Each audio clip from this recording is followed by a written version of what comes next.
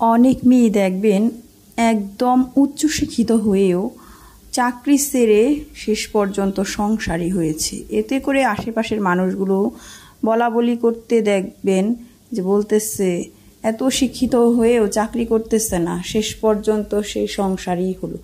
কিন্তু একটা main point কি জানেন? একটা শিক্ষিত মেয়ের সংসারের যে প্রতিটা কাজ কতটা সুন্দর হয়, গুছানো হয়, প্ল্যানিং মতো হয়।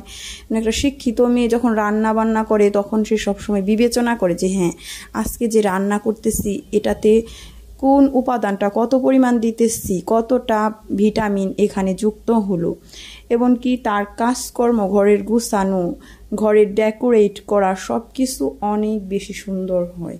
তো শিক্ষিত হয় বলেই কিন্তু সংসারটাও শিক্ষিতের মতো গুছানো হয়। আর উচ্চশিক্ষিত হয়ে অবশ্যই সংসারী হওয়া যায়, অনেক ভালোভাবেই হওয়া যায়।